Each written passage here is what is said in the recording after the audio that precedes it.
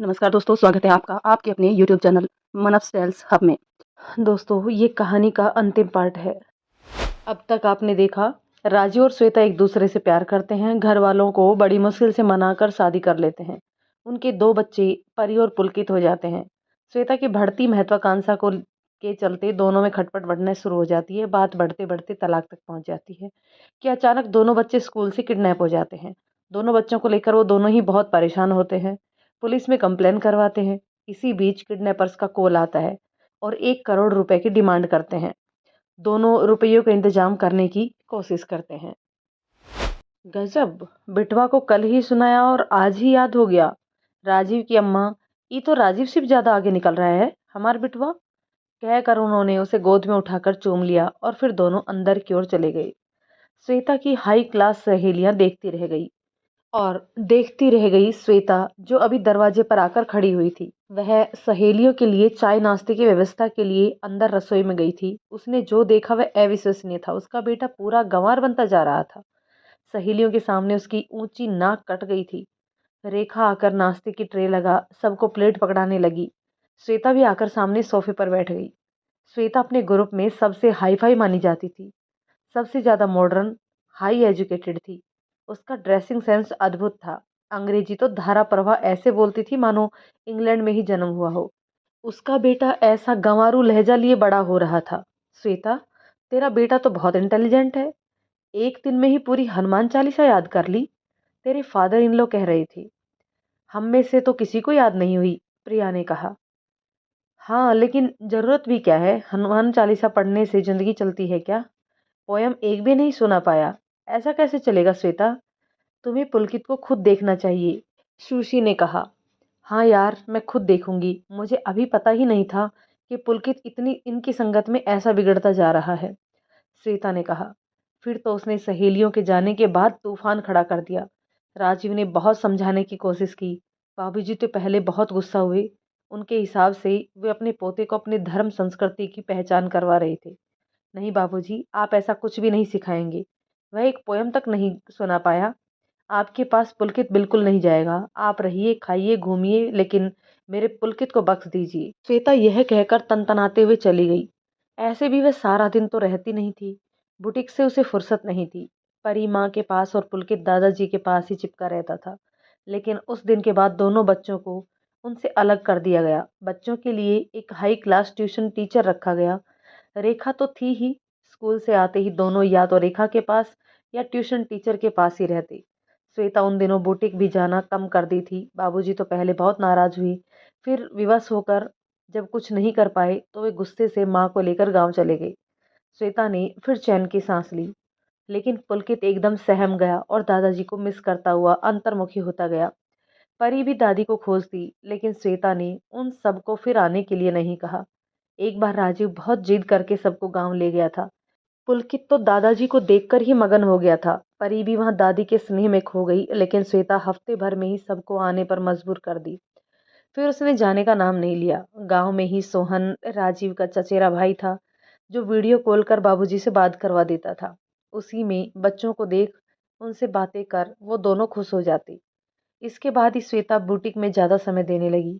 बच्चों और घर को रेखा के भरोसे छोड़ दिया, पढ़ाई ट्यूशन के भरोसे रख दिया। इसी में राजीव से उसकी बकझक होने लगी। राजीव चाहते थे कि जब तक बच्चे छोटे हैं तब तक श्वेता बुटीक को ज्यादा समय ना दे, घर पर बच्चों को परवरिश दे। लेकिन श्वेता मानी नहीं और दोनों के बीच झगड़े बढ़ते गए। पुलकित का अपने में सिमटना, परी का बिलखना राजीव से देखा नहीं जाता था। उसी में श्वेता कभी कभी रात में भी बुटीक में ही रह जाती, जब काम ज्यादा होता था।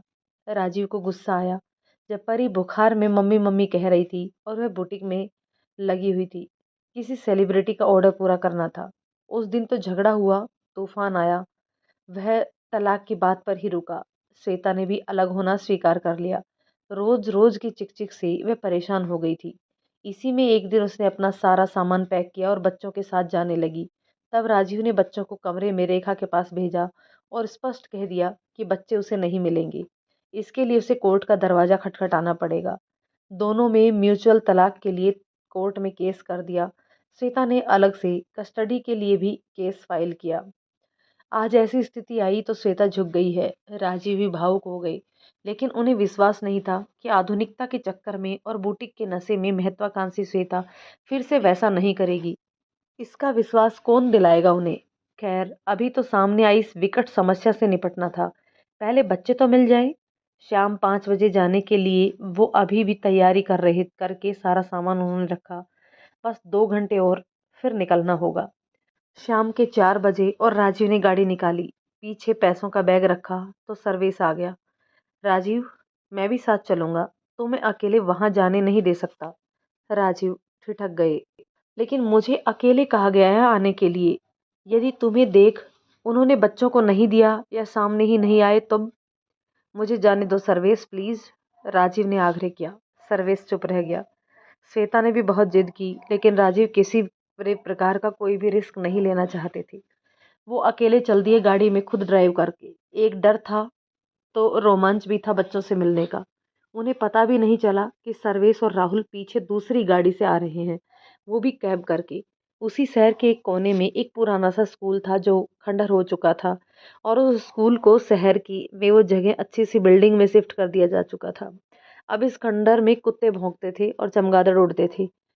बाहर बेतरह लंबी लंबी घास लताएं उगकर जगह को और भी भयानक बनाए हुए थी। राजीव गाड़ी थोड़ी दूरी पर रोककर उतर गया। हाथ में मजबूती से बैग को पकड़े हुए, दूसरे हाथ में मोबाइल लिए हुए, झिझकते हुए ठिठकते हुए अंदर जाने लगा। बच्चों की चिंता उन्हें इस वीराने में भी भय पैदा नहीं कर रही थी। अंदर वे गए। पीछे सर्वेश और राहुल भी दबे पावे एक तरफ दरवाजे पर नजर रखते हुए छिप गए। राजीव की नज़रों से बचे हुए उससे काफ़ी दूर थे, लेकिन वो राजीव की एक-एक गतिविधि का निरीक्षण कर रहे थे।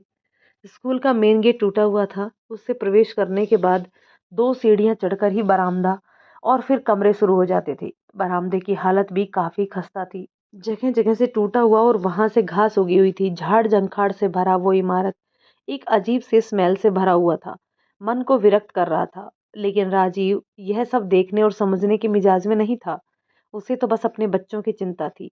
वह बरामदे में पहुंचकर नजरें इधर-उधर घुमाई। कोई दिख नहीं रहा था। समझ नहीं आया क्या किया जाए। रेखा का फोन वो ले आए थे। उस पर फोन भी अभी तक नहीं आया था। उन्होंने सोचा कि वही फोन कर ले। यह सब सोचते सोचते घंटा भर हो गया। अब उसका हृदय बैठने लगा था। रोने को मन करने लगा। इतनी मशक्कत के बाद भी यदि बच्चे नहीं मिले तो। तभी फोन आया तो वो उछल पड़े। उन्होंने देखा नया नंबर था। किडनैपर हर बार नए नंबर से फोन करता था। इधर राहुल ने रेखा का नंबर ट्रेस कर लिए थे। हाँ, हेलो। अरे आप आए नहीं। मैं यहाँ इस पते पर जो आपने बताया था कब से खड़ा हूँ।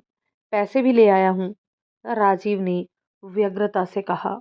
अरे अरे, रुको दोस्त, इतनी हड़बड़ी करोगे तो कैसे होगा। मैंने देख लिया कि तुम पैसे ले आए हो, लेकिन मेरा प्लान बदल गया है। अब मैं पैसे यहाँ नहीं लूंगा। मेरे फोन का इंतजार करना। किडनैपर की इस बात से तो राजीव हक्का बक्का रह गया। क्यों, क्या हुआ भाई। जैसा कहा मैंने वैसा ही किया। फिर धोखा क्यों दे रहे हो। मुझे तड़फा क्यों रहे हो। आंख मिचौली बंद करो, अब मैं थक गया हूँ। प्लीज मेरी बात सुनो। राजीव ने कहा तो वह हंस दिया। मैं फोन करके खबर करता हूँ, कहकर उसने फोन काट दिया। राजीव तो हक्के बक्के रह गए। क्या खेल खेल रहा है वह। वे चुपचाप वहां से निकले और थके निढाल कदमों से गाड़ी की ओर बढ़े। पीछे से बैग रख ड्राइविंग सीट पर बैठकर गाड़ी थोड़ी आगे रास्ते में किनारे लगाई और स्टीयरिंग पर सिर रखकर फूट फूट कर रो पड़े। हे भगवान, कौन सा पाप किया है मैंने। किसका क्या बिगाड़ दिया जो इतना तड़पा रहे हैं। उन मासूमों ने किसी का क्या बिगाड़ा। फिर फोन आया तो उन्होंने खुद को संभाला। स्क्रीन पर श्वेता का नाम चमक रहा था। अब उसको क्या जवाब देंगे वे। श्वेता, फोन रखो, बाद में मैं कॉल करता हूँ। राजीव, बच्चे मिले या नहीं ये बता दो। उसकी तड़प बर्दाश्त नहीं हो रही थी। अभी किडनैपर्स के आने की आशा ही देख रहा हूँ। मिलने से तुम्हें सबसे पहले कॉल करूंगा, कहकर उन्होंने फोन काट दिया। फिर बेमन से गाड़ी को स्टार्ट कर चल पड़े। थोड़ी देर बाद सर्विस का फोन आया। राजीव, तुम मानस कॉलोनी में पहुंचो। रघु अपार्टमेंट के गेट पर रहना। वो चौंक पड़े, लेकिन सवाल करने के बदले उन्होंने गाड़ी उधर ही घुमा दी। मानस कॉलोनी स्कूल के रास्ते से और भी आगे था। थोड़ा वीरान था। लोग अभी उतना उधर बसे नहीं थे। अपार्टमेंट भी बने हुए कुछ ही महीने हुए थे। कुछ एक परिवार उसमें रह रहे थे। राजीव वहां पहुंचे। सर्वेश और राहुल वहीं गेट पर खड़े थे। क्या है सर्वेश, यहाँ क्यों बुलाया। कुछ पता चला क्या? रेखा के फ़ोन पर जो कॉल आई थी उसका लोकेशन यही बता रहा है, चल ऊपर, कहकर वह धड़ाधड़ ऊपर की ओर जाने लगा। वहां तीसरे माले पर एक फ्लैट के आगे रुका और बेल बजाई। राजीव दोनों के पीछे था। फ्लैट का दरवाजा खुला और जो निकला उसे राजीव चौंक गए। ये तो उसका चचेरा भाई सोहन था। सोहन भी उन्हें देखकर बुरी तरह से चौंक गया। दोनों ही एक दूसरे को देखकर चौंकते। सोहन, तू यहाँ क्या कर रहा है? घर क्यों नहीं आया? राजीव ने पूछा। जब थोड़ी उबरे तो जी वो मैं सोहन के मुंह से शब्द नहीं निकल रहे थे। अरे बता ना। ये क्या बताएगा? रेखा के फोन पर जो कॉल आ रही थी किडनैपर की, वो इसी की थी। यही कर रहा था। क्या सही कहा ना मैंने? राहुल ने कहा तो राजीव और भी शॉक्ड हो गए। क्या? ये फोन कर रहा था? इसने मेरे बच्चों को किडनैप किया है? मैं जान से मार डालूंगा इसे। बोल, कहाँ है मेरे बच्चे? क्यों किया ऐसा तूने? राजीव तो आपा खो बैठे अपना। भैया माफ कर दो, लेकिन मेरी गलती नहीं है, सोहन सहम कर बोला। गलती? अरे पाप किया है तूने, गुनाह किया है। मैं तड़प रहा हूँ, श्वेता तड़प रही है अपने बच्चों के लिए। कहाँ है मेरे बच्चे? बता जल्दी से, वरना अभी खत्म कर दूंगा तुम्हें। राजीव पर एकदम खून सवार था। वे सोहन का कॉलर पकड़कर उसे मारने को आमद थे। राहुल ने उसे छुड़ाया और राजीव को अलग किया। फिर वे बात करने लगा। बता दो सच सच कि तूने ये सब क्यों किया, वरना जेल में भेज। सोहन जेल के नाम से ही डर गया। मैंने नहीं किया, यह उन्होंने किया। उन्होंने किसने? साले, एक बार में सब क्यों नहीं बता देता? राहुल अपने पुलिसी अंदाज में घुर्राया। उसका भी खून खोल रहा था। सोहन गांव से आकर यह सब कर रहा है, जानकर सभी गुस्सा थे। ताया जी ने सोहन के जवाब ने सबकी खोपड़ी घुमा दी। ये ताया जी कौन है? राहुल ने पूछा। ये ये हो ही नहीं सकता। बाबूजी ये सब क्यों करेंगे? वो मेरे पिता हैं। अपने बच्चों को इस तरह डर और आतंक के साये में नहीं रख सकते। तुम झूठ बोल रहे हो। राजीव चिल्लाए जोर से। ये सच कह रहा है। यह सब मैंने ही किया। पीछे से आवाज आई, जो राजीव के पिता की थी। राजीव तो सुनकर ही चक्कर खाकर गिरने लगी। हाँ, मैं। राजीव के बाबूजी सामने आए और सबको शॉक्ड कर गए। राजीव को समझ नहीं आ रहा था कि वो कैसे रिएक्ट करे। आप इसमें थे बाबूजी? किडनैपर बनकर आपने अपने ही पोते पोती को किडनैप कर 1 करोड़ की फिरौती मांगी। बाबूजी, ऐसा क्यों किया आपने? आप ऐसे ही पैसे मांगते, मैं दे देता, लेकिन इस तरह से आपने मेरा विश्वास खो दिया, सारा मान सम्मान खत्म कर दिया। मेरे बच्चे कहाँ हैं? अब तो बता दीजिए। कहते हुए राजीव फूट फूट कर रो पड़ी। पैसे की गर्मी तो मत दिखा मुझे। हाँ, बच्चे मेरे पास है, उन्हें गांव भेज दिया है, आराम से दादी के पास है। बाबूजी ने कहा तो वो और भी शॉक्ड हो गई। लेकिन आपने तो कल ही फोन किया था कि बच्चों को दिखा दो। वह क्या था? राजीव ने अचानक से चौंक कर कहा। तुम्हारे सामने इतनी बड़ी मुसीबत थी और तुमने एक बार भी मुझे बताना जरूरी नहीं समझा। मैं बार बार फोन कर रहा था कि अब तो बता देता, लेकिन तूने कुछ नहीं बताया। बताना जरूरी नहीं था। बाबूजी की बातें सुन उन्होंने सिर झुका लिया। लेकिन बाबूजी, आपने ऐसा करके हमें इतनी तकलीफ दी। हम कई रातों से सो नहीं पाए और ना ही अन्न का दाना मुंह में जा पाया। श्वेता की तो हालत बहुत खराब है, बेहोश होती जा रही थी वह। राजीव ने नाराजगी से कहा। हम कौन बेटा? तुम और तुम्हारी सहरी बहुरिया। लेकिन उसकी चिंता तुम्हें क्यों? तुम दोनों तो तलाक ले रहे हो ना? केस चल रहा है कोर्ट में। बोल। बाबूजी बिगड़े कसकर। लेकिन बाबूजी, राजी की आवाज नहीं निकल रही थी। हाँ चाचा जी, आपने ये अच्छा नहीं किया। कितना परेशान हुआ राजीव और भाभी जी। मैंने देखा है राजीव को रोते और बेचैनी से करवटें बदलता हुआ।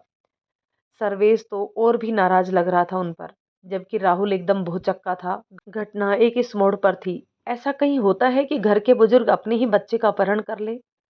चुप बे ससुर के नाती। इतना ही अच्छा और बड़ा दोस्त है तू राजीव का, तो उसका घर बचाने के लिए कुछ काहे नहीं किया? तलाक होने जा रहा था दोनों का और तू तमाशा देख रहा था। दोस्त बना फिरता है उसका। बाबूजी ने अपनी गांव वाली बोली में उसका पानी उतार दिया। वह शर्मिंदा हो चुप हो गया। लेकिन बाबूजी, बच्चों को आपने गांव कब और क्यों भेज दिया? आज 3 दिन हो गए हैं और एक इशारा तक नहीं किया। क्या बच्चे हमारे पास आने के लिए परेशान नहीं हो रहे थे? राजीव के साथ सभी इस बात से अचंभित थे।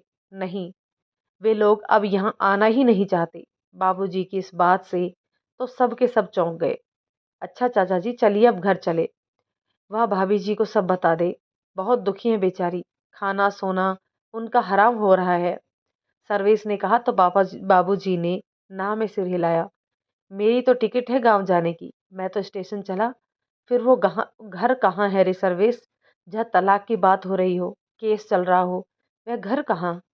मैं तो चला अपने गांव, जहाँ घर है, मिठास है, रिश्तों की महक है अपनेपन की, जहाँ आस पास के लोग भी रिश्ते में बंधे होते हैं प्रेम और सामंजस्य से।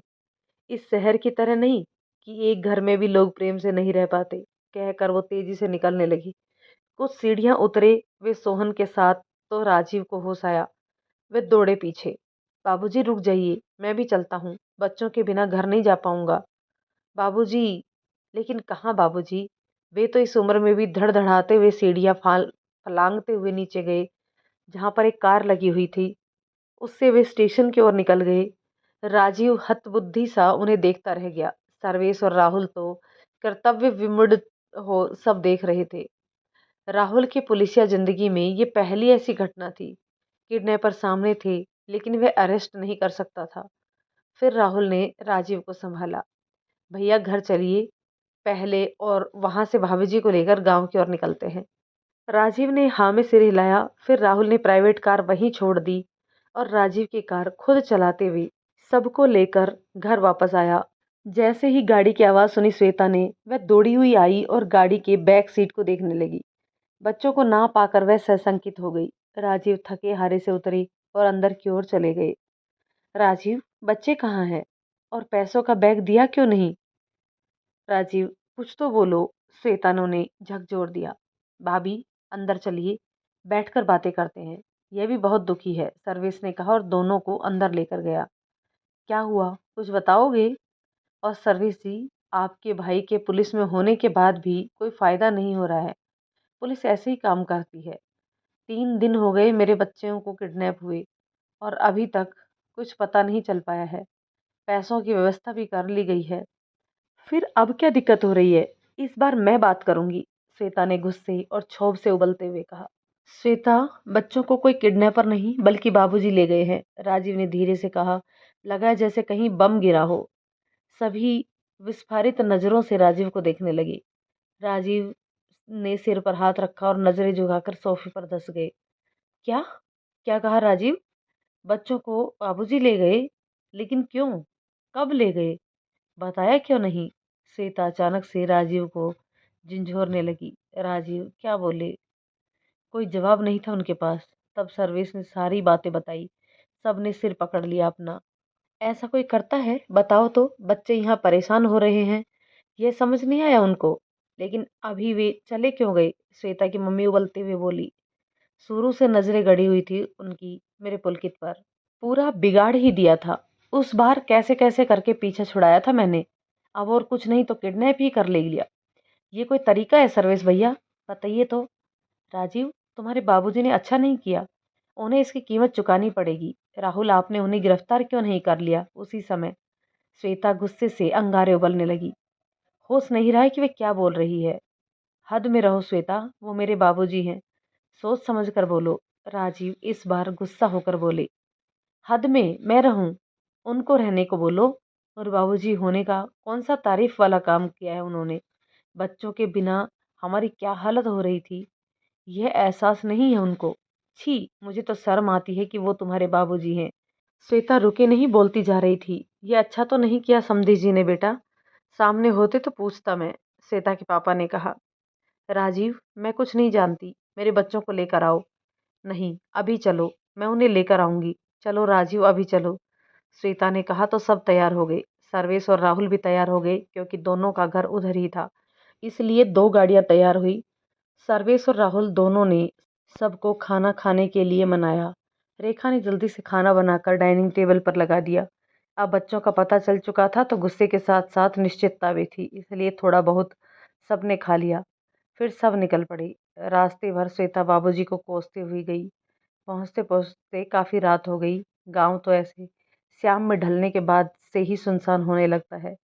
शुक्र है कि बिजली थी, अन्यथा वह भी आग मिचौली खेलती रहती है। घर के सामने गाड़ी रुकी और श्वेता पहले उतर कर दौड़कर दरवाजे की सांकली बजाने लगी। शरीर में ताकत नहीं थी, लेकिन बाबूजी का यह कांड जान में गुस्से से भर गई। पहले की नफरत और चिढ़ आज क्षोभ और असंतोष में बदल गई थी। राजीव चुपचाप सुन रहे थे। उनकी हालत तो ऐसी थी मानो काटो तो खून नहीं। उन्हें अभी भी विश्वास नहीं हो रहा था कि उनके बाबूजी ऐसा काम करेंगे। हमेशा सच्चाई और नैतिकता का पाठ पढ़ाने वाले बाबूजी आज ऐसा काम कर गए कि राजीव का सर सबके सामने झुक गया। श्वेता आज याद करके बता रही थी कि उसने उन्हें बिल्कुल ठीक पहचाना। वो उसके बच्चों को बर्बाद करने पर तुले हुए हैं। चुप रहोगी श्वेता? कुछ ज्यादा नहीं बोल रही हो? तुम्हारे बाबूजी जो कर गए हैं वह कम है ना राजीव? श्वेता के तानों से वो कटकर रह गए थे। इसलिए जब गांव आने पर घर के सामने आकर दौड़ी तो पीछे से लटकते हुए गई। कहीं वह गुस्से में बाबूजी को कुछ कह ना दे। यहाँ गांव वाले बाबूजी का ही साथ देंगे, लेकिन आज वह सब बताएगा आसपास में बाबूजी के कांड को। श्वेता ने जोर से सांकल पीट डाली। कुछ देर शांति छाई रही। श्वेता ने इस बार दरवाजा जोर जोर से बजाया, वो भी दोनों हाथों से। पता नहीं अभी उसे कहाँ से ताकत आ गई थी। आज सुबह तो उसे घर में स्लाइन चढ़ाने की जरूरत पड़ी हुई थी और अभी घायल शेरनी सी अंगार हो रही थी। पीछे सब मौन खड़े थे। तभी दरवाजा खुला। उसी समय लाइट भी चली गई। वो लोग अकबका गए। राजीव ने मोबाइल की लाइट जलाई। अंधेरा कुछ दूर हुआ। उन्होंने देखा बाबूजी लालटन लेकर आ रहे थे। का रे बॉडम, शहर जाकर सब शिष्टाचार ही भूल गए का? इतनी रात में गांव आता है और दरवाजा पीटता है। आते ही बाबूजी अपने चिर परिचित अंदाज में सबके सामने राजीव को लताड़ते हुए कहा। राजीव ने जल्दी से उनके पैर छू लिए तो श्वेता ने उन्हें तरेर कर देखा। उसके हिसाब से बाबूजी सम्मान के हकदार नहीं थे, लेकिन राजीव के संस्कार बाबूजी के प्रति अपने भाव को कैसे कम कर सकते थे। तभी श्वेता आगे बढ़ी कुछ बोलने के लिए। खुश रहो बहुरिया, सदा संस्कारवान बनी रहो, बाबूजी ने कहा तो श्वेता जो कि लड़ने आई थी, हिचकिचाते हुए उनके पैर छू लिए। आओ सब पधारो हमार गरीब खाने में। शहर वाली बात तो नहीं मिलेगी, लेकिन सुकून मिलेगा यहाँ। बाबूजी की बात से सब कुड़कुड़ा रहे थे। ए राजीव की अम्मा, देख देख मेहमान सब आए हैं, जरा स्वागत सत्कार करो। श्वेता अवाक रह गई। बाबूजी ऐसे कैसे बिहेव कर सकते हैं? वह आगे बढ़ी। बाबूजी, हम स्वागत सत्कार के लिए नहीं आए हैं। मेरे बच्चे कहाँ हैं? आप प्लीज ला दीजिए उन्हें। राजीव, आप कुछ बोलिए ना। श्वेता की बात पर बाबूजी ने उसे पलट कर देखा, फिर मुस्कुराए। मेरे बच्चे यानी बहुरिया केवल तुम्हारे बच्चे हैं? राजीव चुप है। खैर, मिल लेना बच्चों से भी। पहले तनिक हमसे मिल ले। बतियाए हमसे। इतने दिनों बाद बहू बेटे के चरण पड़े हमारे घर में। हमार अहोभाग्य। आ गई राजीव की अम्मा, लाओ लोटा पानी दो, मेहमानों का पैर पैर पखारो। बाबूजी का एक शब्द मानो हृदय को चीर रहा था।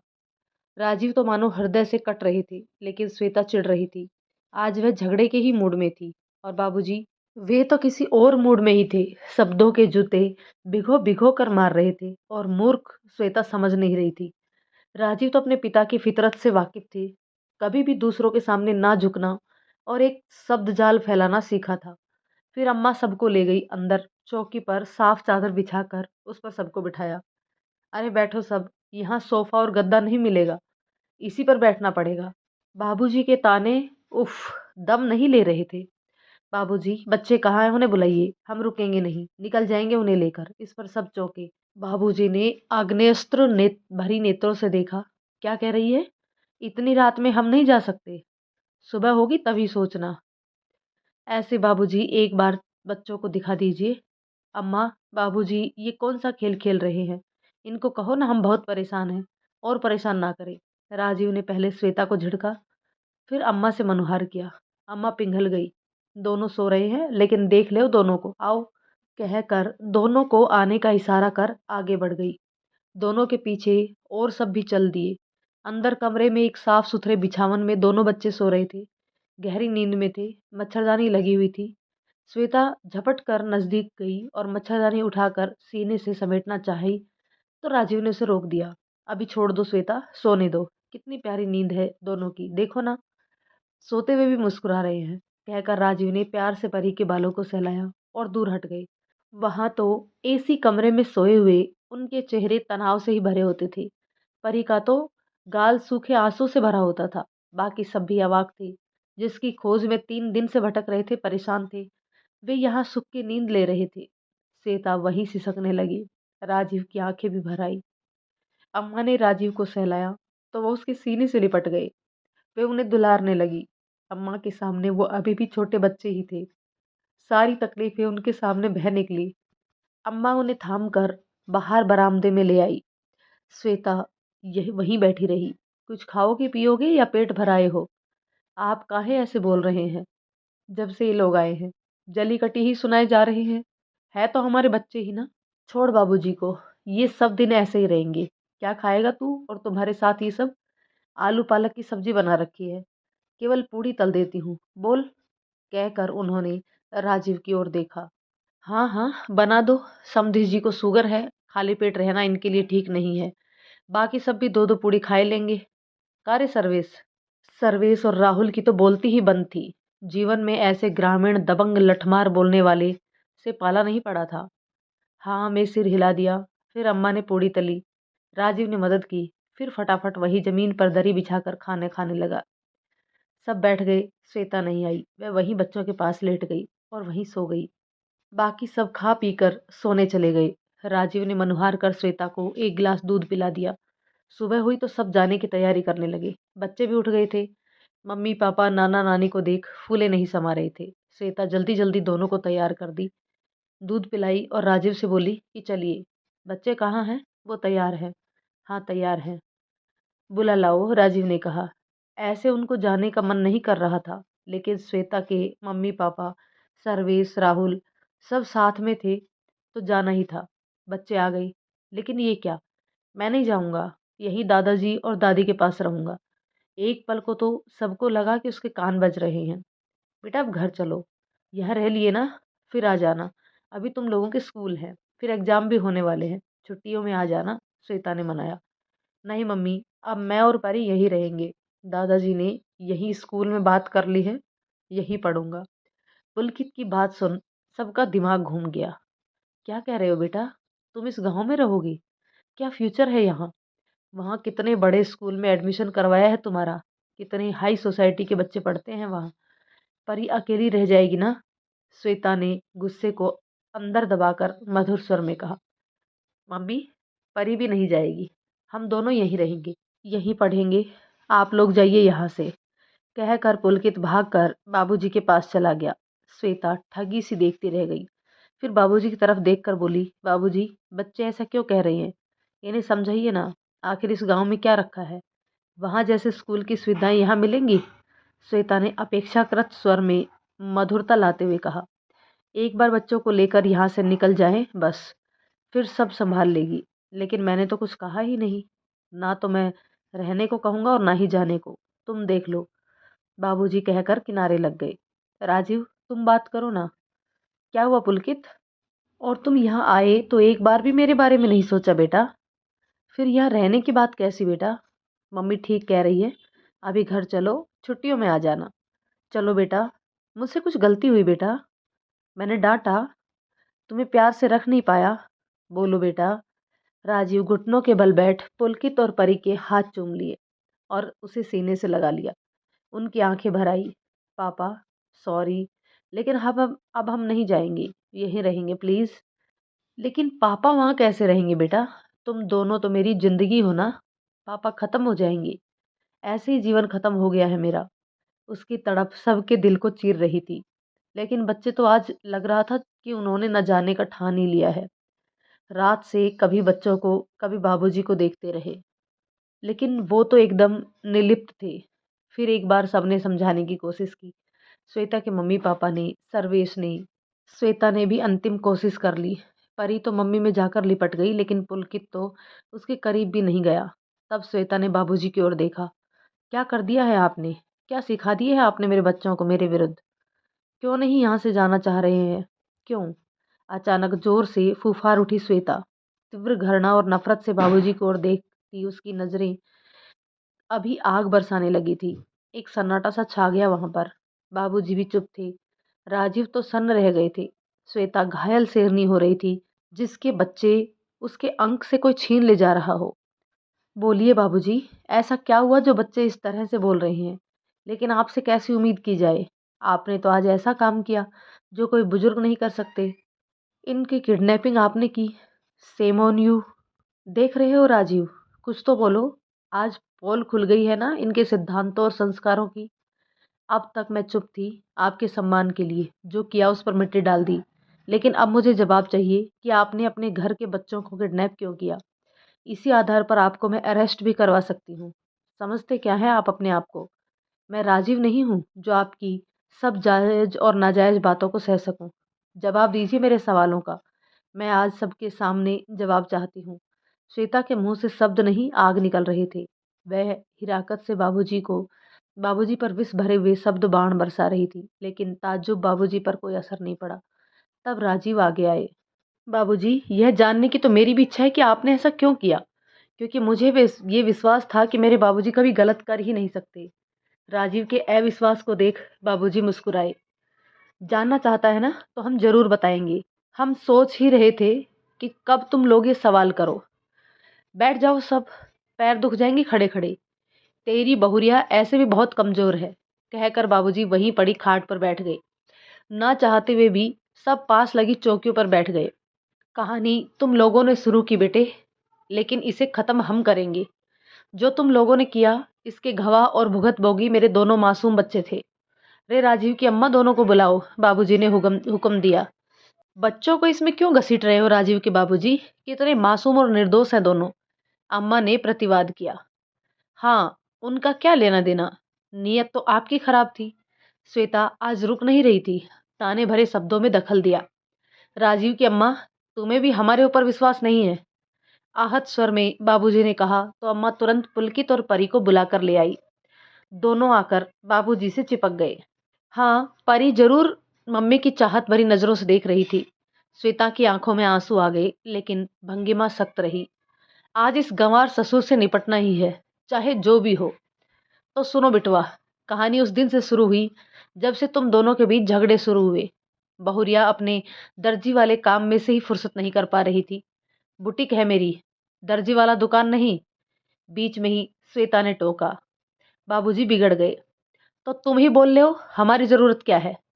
श्वेता, फिलहाल चुप रहो जब तक उनकी बात पूरी ना हो। कुछ मत बोलना, राजीव ने उसे झिड़क कर कहा। वह कसमसा कर रह गई। हाँ, तो तुम लोगों को जानकारी ना हो, लेकिन जब हम उस बार तुम्हारे वहां आए थे, तब बहुरिया ने पुलकित और परी को हमसे दूर कर दिया, हमको जाने पर मजबूर कर दिया। तो हम कलप गए, लेकिन फिर अपने मन को मनाई लिए कि तोहार बेटा बेटी है, हमारा क्या हक है। लेकिन एक दिन पुलकित का फोन आया तो हम चौंक गए। वे अब उन यादों में चले गए। दादाजी, मैं पुलकित बोल रहा हूँ। अरे, तू कैसन है रे बिटवा? कैसे फोन किया? इस सोहनुआ का नंबर कैसे मिला? बाबूजी चौंक गए थे। पापा के मोबाइल से नोट कर लिया। दादाजी, आपके बिना अच्छा नहीं लगता। कब आएंगे? पुलकित की आवाज से वो कांप गए। ऐसा कैसे बोल रहा है? खुशी भी हुई कि उनका पोता उनको खोज रहा है। हृदय में ममता के हिलोरे उठने लगी, आंखें भीग गई। आएंगे बिटवा, जल्दी ही आएंगे। आप नहीं आएंगे दादाजी, मुझे पता है। मम्मी ने आपकी बहुत इंसल्ट करके भेज दिया। लेकिन यहाँ अब मम्मी पापा बहुत लड़ाई करते हैं। मम्मी दिन भर अपने बुटीक में रहती है, कभी कभी रात को भी नहीं आती। परी मम्मी को बहुत मिस करती है दादाजी। उसकी बातें सुनकर उनका दिल कांप गया, लगा उड़कर चले जाए। बाबूजी सुना रहे थे और ये सब हैरानी से सुन रहे थे। लेकिन बिटवा, पापा कुछ नहीं कहते हैं?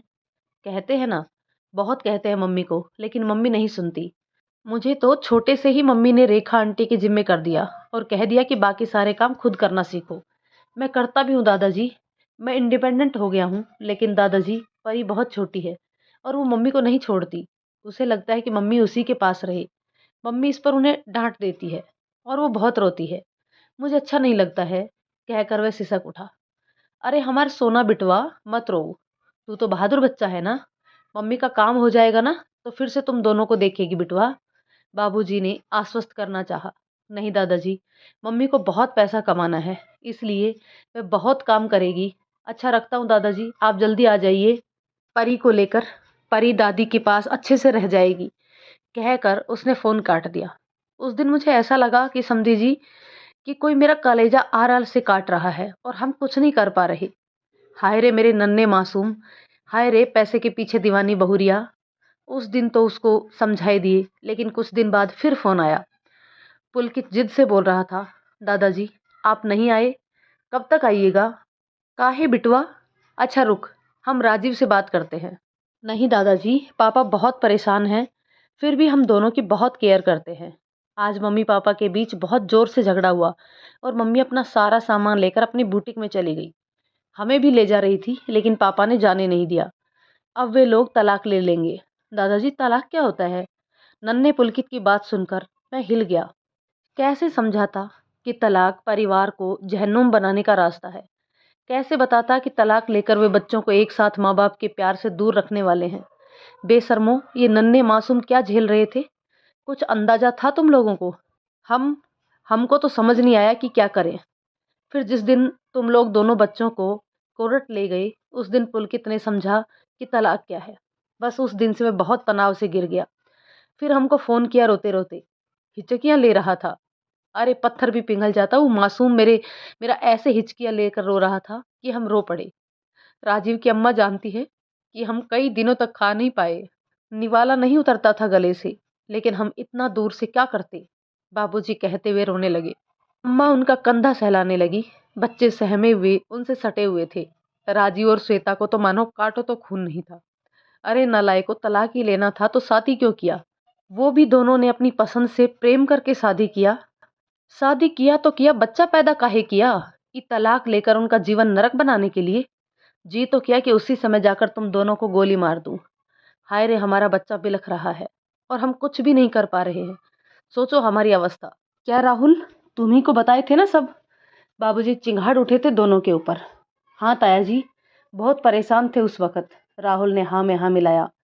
और तब एक दिन जब ये बहुरिया, पैसे के पीछे पागल बहुरिया, धमकी दी कि दोनों बच्चों को कोर्ट से ले जाएगी, तो उस दिन पुलकित फिर से हमका फ़ोन किया। वो दिन तो ये रो भी नहीं रहा था, ऐसा पत्थर बना दिया था तुम लोगों ने इसको। फिर हम इसको खूब समझाए, बहलाए, भरोसा दिए कि हम आएंगे। तब इसने कहा, दादाजी आप आइए, मैं और परी आपके पास चले जाएंगे, वहीं रहेंगे। और तो हर मम्मी पापा बिटवा, वो दोनों कैसे रहेंगे? और हमरे पास तुमको रहने नहीं देंगे।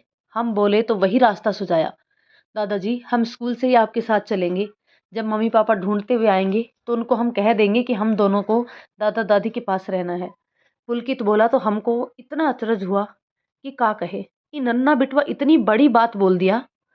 और जे तोहार मम्मी हमका जेल भिजवाई देगी तब? मैं बोल दूंगा ना दादाजी कि ये सब मैंने कहा था। मुझे मम्मी पापा के साथ रहना है, अलग अलग नहीं रहना है। आप आ जाइए, पुलकित बोला। और परी, वो नन्ही जान रह पाएगी बिटवा? मैं उसको मना लूंगा दादाजी, वो मेरे बिना नहीं रह सकती। जहाँ मैं रहूंगा वहाँ वो रहेगी। आप आ जाइए दादाजी। पुलकित का आग्रह देख हम पिघल गए। फिर राजीव की अम्मा से बात की। पहले तो ई तैयार नहीं हुई, लेकिन ये बच्चन की खातिर मान गई। तब हम सोहन और सर्वेश के साथ मिलकर प्लान बनाए और पुलकित परी को लेकर गांव भेज दिए। सोहन के साथ हम रह गई। फिर तुम दोनों का दिमाग ठिकाने लाने के लिए किडनैपर का खेल खेले, कहकर बाबूजी ने दोनों को जलती निगाहों से देखा। फिर श्वेता के मम्मी पापा की ओर देखा। का समधी जी, ये आपकी बिटिया का सीख कर आई है। हमको नहीं रखना चाहती तो ना रखी, लेकिन अपने बच्चों को तो रखती अच्छे से। इतना पढ़ाई लिखाई कौन काम की? कि घर ना देखे, बच्चे ना देखे। ठीक है, घर देखने के लिए नौकरानी रख लो, लेकिन बच्चों को तो अपने माँ बाप चाहिए। का समधन जी, हम गलत कह रहे हैं? बाबूजी ने कहा तो उनकी भी नजरें झुक गई। बाबूजी, इसमें मेरी क्या गलती है? ना तो मैं तलाक लेना चाहता हूँ और ना ही बच्चों की देखभाल से कतराता हूँ, लेकिन माँ की जगह तो मैं नहीं ले सकता ना। कहते हुए राजीव बाबूजी के चरणों में गिर गए। गलती तेरी ये है बिटवा कि तू अपनी महरूम को संभाल नहीं पाया। बाकी तो पुलकित तेरी बड़ाई ही करता था, लेकिन तलाक की बात कर तुम दोनों अपनी ही हद को पार कर दिए थे। ये विदेश नहीं है बिटवा, ये हमारा देश है जहाँ शादी 7 जन्मों के बंधन में बांधा जाता है। तुम लोग एक जन्म भी पूरा नहीं निभा पाए। क्या मतलब है ऐसी शादी का? और बहुरिया, ये घर परिवार से होता है, एसी टीवी सोफा और ईंट पत्थर से नहीं। प्रेम से बनाई गई फूस की झोपड़ी भी घर कहलाएगा, लेकिन इतना सारा सामान भरकर यदि अलग रहे तो घर नहीं भूत का डेरा कहलाएगा। अब तुम लोग अपना सोच लो, इन मासूमों ने तो अपना फैसला सुना ही दिया, इसके आगे कोई कोर्ट का भी फैसला व्यर्थ है, बाबूजी ने कहा। श्वेता पर तो मानो घड़ों पानी पड़ गया था। आज उसके बच्चे ने ही उसे आईना दिखा दिया था। ठीक है बाबूजी, तो एक फैसला मैं ले लेता हूँ। श्वेता को जहाँ रहना हो रहे, मैं आप लोगों के साथ यहीं गांव में रहूंगा, राजीव ने निर्णय सुनाते हुए कहा। सबकी आंखें फैल गई। श्वेता तो मानो बेहोश हो जाएगी। और तोहार नौकरी बेटा, अफसर है तुम। कौन काम की नौकरी बाबूजी? जब मन की शांति खत्म हो जाए, जब मेरे बच्चे ही मुझसे दूर हो जाए, मैं त्याग पत्र दे दूंगा, राजीव ने दृढ़ स्वर में कहा। तो पुलकित का चेहरा खुशी से चमकने लगा। रह पाएगा यहाँ गांव में? वो चमक दमक यहाँ नहीं मिलेगी बिटवा। बच्चे रह जाएंगे तो मैं नहीं रह पाऊंगा बाबूजी। मेरा बचपन यहाँ गुजरा है, राजीव ने बेहद स्नेह से दोनों बच्चों के सिर पर हाथ फेरते हुए कहा। सो तुम सोच ले हो, हमका तो अच्छा ही लगेगा कि हमारे संग हमारा बेटवा, ये पोता पोती हैं। जिंदगी लौट आएगी, बाबूजी ने चमकती आंखों से कहा। सब सोच लिया है बाबूजी। मेरी खुशी मेरे बच्चों की खुशी में है। बच्चों को प्यार और स्नेह की छाया चाहिए, वो मैं वहां नहीं दे पा रहा था। श्वेता तो इन्हें महंगे खिलौने चॉकलेट देकर सोचती थी कि कर्तव्य की तीसरी हो गई, बच्चों का दिल जीत लिया। लेकिन ये सारी घटनाएं उनकी आंखें खोलना खोले ना खोले, मेरी आंखें खोल दी है। यहाँ मैं भले ही आपके संग खेतों की देखभाल करूंगा, लेकिन यहीं रहूंगा, राजीव ने कहा और बच्चों की ओर देखा। पुलकित तो झटपट उनके गले से लिपट गया। वो उसका मुंह चूमने लगे। दोनों प्रेम और आंसू से भर गए थे। उनके निर्णय ने सबको भुचक्का कर दिया था। श्वेता तो हतप्रभ होकर स्थिति को देख रही थी। बापूजी जब सबको डांटने लगते हैं तो सभी चुप हो जाते हैं। श्वेता को बोलते नहीं बनता। वह ग्लानि से नजरें झुकाए खड़ी है। बच्चे तो गए ही, अब राजीव भी बाबूजी के ही पास गांव में रहने के लिए तैयार है। अचानक श्वेता उठी और बापूजी के पास जाकर फूट फूट कर रोने लगी। पुलकित और परी तो घबरा गई। परी तो मम्मी के साथ चिपट कर रोने लगी। राजीव ने ध्यान से देखा। क्या हुआ? क्यों रो रही हो? सब की जड़ तो तुम ही हो ना। आज तुम्हारे कारण हमारे बच्चों ने ऐसा कदम उठाया। पुलकित ने तो अच्छा किया कि बापूजी से सारी बातें शेयर की। यदि किसी दूसरे से कही होती तो, कोई दूसरा सच में इन्हें किडनैप कर लिया होता, तो क्या करते हम? एक तुम्हारी बेवकूफ़ी और पैसों की भूख मुझे कौन सी सजा पाने को मजबूर कर देती, कल्पना कर सकती हो? तो श्वेता, अब तुम जाओ, रहो अपनी बुटीक में। वो कोठी भी तुम रख लो, उसे और सामानों से सजाओ। हाँ, कभी कभार हम आते रहेंगे, यह जरूर कहूंगा। और तुम भी हमसे मिलने आ सकती हो। तुम्हें इतना आश्वासन दे सकता हूं मैं, राजीव ने कहा और वहीं बाबूजी के पास बहुत ही संतोष और आंखों में चमक लिए बैठ गया। बाबूजी ने उसे देखा, उसको गले से लगा लिया। पिता पुत्र का स्नेह, पूर्ण मिलन सबको अभिभूत कर गया। राजीव सुबह उठे। बाबूजी ने उसके थके तन मन को सहलाया। लेकिन श्वेता, राजीव, जब तुम सब यहाँ रहोगे तो मैं अकेली वहां क्या करूंगी? वह सिसक रही थी। क्या करूंगी? अरे अब आजादी से अपनी बुटीक संभालो, कोई तुम्हें डिस्टर्ब करने वाला नहीं रहेगा, राजीव ने ये कहा तो वह आकर बाबूजी के कदमों में गिर गई। मुझे सब माफ कर दे। मेरी गलत सोच के कारण आज मेरे बच्चे मुझसे दूर हो गए हैं। पति को तो मैंने दूर कर ही दिया है। मैं बहुत खराब हूँ। लेकिन राजीव का दिल पीड़ा से लरज उठा। लेकिन वो क्या करते? इस स्थिति की जिम्मेदार वह खुद थी। उन्होंने नजरें घुमा ली। वह भागती हुई बाहर की ओर जाने लगी। राजीव, रोको भाभी को। उनके बिना तुम कैसे रह पाओगे? पति पत्नी का रिश्ता ऐसे खत्म नहीं होता है। सर्वेश विकल होकर बोला। भैया प्लीज ऐसे मत कीजिए, वो आपके बिना, बच्चों के बिना नहीं रह पाएंगी। राहुल ने भी अनुनय किया, लेकिन राजीव ने सिर घुमा लिया। आंखें आंसुओं से भरे हुए थी। श्वेता के मम्मी पापा तड़प उठे। बेटा हमारे साथ चलो, हम जिंदा हैं अभी। ऐसा मत करो। मम्मी रोते हुए पीछे गई। नहीं मम्मी, मेरे जीने का, इस धरती पर रहने का कोई मतलब नहीं है। मेरे बच्चे, मेरा पति नहीं तो मैं कुछ नहीं हूँ। आज समझ आया मुझे। उसकी बातें सबके दिल को कल्पा गई। सब कांप उठे। तभी एक गंभीर आवाज ने श्वेता के कदम रोक दिए। रुक जाओ बहुरिया, मैं भी हूं यहाँ। तेरी सास जिंदा है अभी। सब तेरे ससुर के अनुसार ही नहीं होगा। और क्या कह रहे हैं आप लोग? एक माँ को उसके बच्चे से दूर कर आप सबको चैन मिलेगा? कभी नहीं मिलेगा। देखिए जी, हमारी बहुरिया थोड़ी भटक गई थी, लेकिन इसके पछतावे के आंसू दिख रहे हैं हमको। कोई बात नहीं, चलो बहुरिया, तुम क्या चाहती हो बोलो। मृत्यु सबका हल नहीं होता है, और मैं अपनी इतनी प्यारी सुंदर बहुरिया को कुछ नहीं होने दूंगी। अच्छा सोचो, मैं तुम्हारे साथ हूँ, पहली बार राजीव की अम्मा ने कहा और श्वेता को अपने सीने से लगा लिया। वह भी उनके सीने से लगकर हिलक कर रोने लगी। आंसुओं का बांध आज टूट गया था उसका। आज गांव की ठेठ गंवार सास ने उसका मान रख लिया था। राजीव भी द्रवित हुए। श्वेता, तुम क्या चाहती हो, बोलो। हम वहां रहना नहीं चाहते, लेकिन तुम तो बोलोगी वही करूंगा। राजीव अब द्रवित हो गए। मैं तुम लोगों के साथ ही रहना चाहती हूँ। कभी गांव में रही नहीं, लेकिन फिर भी जहां तुम, जहां मेरे बच्चे, वहीं मैं रहूंगी। और तुम्हारी बुटीक? बाहर में जाए बुटीक, बंद कर दूंगी मैं उसे। मुझे सिर्फ बच्चे और तुम चाहिए राजीव, नहीं तो मैं जिंदा लाश के समान हो जाऊंगी। प्लीज राजीव, मुझे समझो। अपनी गलती की बहुत बड़ी सजा पा चुकी हूं मैं। मेरे बच्चे मुझसे दूर जाने के लिए इतना कुछ कर गए। इन सब की जिम्मेदार मैं ही तो हूं ना। इस बार उसके आंसू सूख गए थे। उसकी गंभीर आवाज सबको चकित कर रही थी। नहीं, कोई यहाँ नहीं रहेगा, बाबूजी की ढेर गंभीर आवाज ने इस बार सबको चकित कर दिया। तो कहाँ जाएंगी? राजीव अपने पिताजी के बदलते रंग से हैरान हो गए। अपने शहर में। बेटा, एक जिंदगी वहां चल रही है, सब वहां अपने काम में, पढ़ाई में लगे हुए हो। यहाँ आकर नए सिरे से शुरू करने का मतलब क्या है? बहुरिया तो एक बात ठीक बोली कि शहर जैसी सुविधा यहाँ गांव में कहाँ मिलेगी। तो बेटो, अपने शहर जाओ, वो तुम्हारी कर्मस्थली है।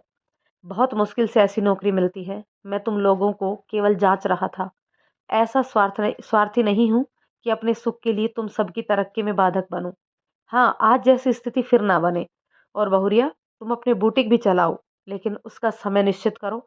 परी को अभी तुम्हारी बहुत जरूरत है और वह भावुक भी है, तो उसे समय दो। उस समय घर पर रहो जब वह स्कूल से आ जाए। स्कूल के समय तुम भी बुटीक में काम करो। और राजीव का तो काम ऐसा है कि वह इतना समय देता है, यही बहुत है। हमका गर्व है उसके ऊपर। जुग जुग जीवो बिटवा। ऐसे ही सब संभलते संभालते रहो। ऐसा बिटवा सब पिता को मिले। बाबूजी की बात से पुलकित का मुंह उतर गया। मतलब आप हमें यहाँ से फिर वहां भेज देंगे, लेकिन हमें यहीं रहना है आपके पास? पुलकित बाबूजी से जाकर लिपट गया। और मुझे दादी के पास रहना है, परी ने भाई के सुर में सुर मिलाते हुए कहा। राजीव अवाक हो गए।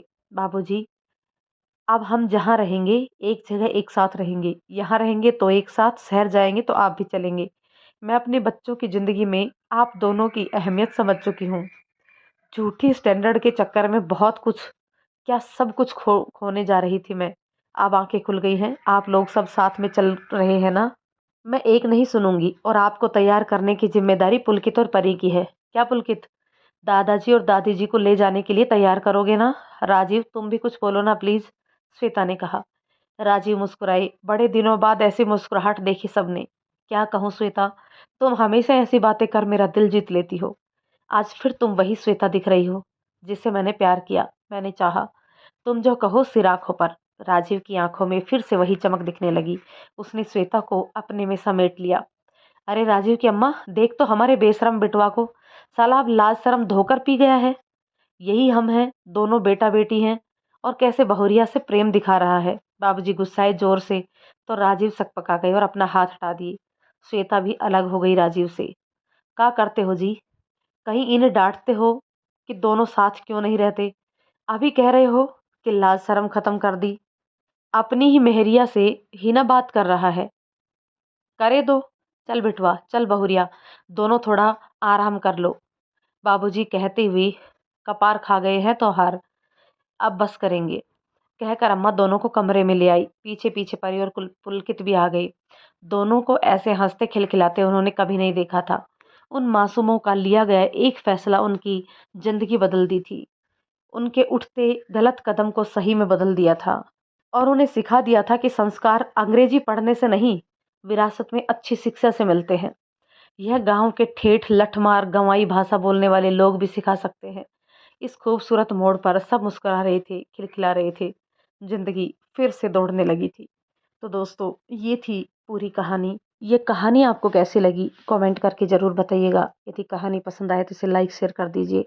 चैनल पर नए हैं तो प्लीज़ चैनल को ज़रूर सब्सक्राइब कीजिए। तो चलिए दोस्तों, मिलते हैं किसी और नई कहानी के साथ। तब तक के लिए थैंक्स।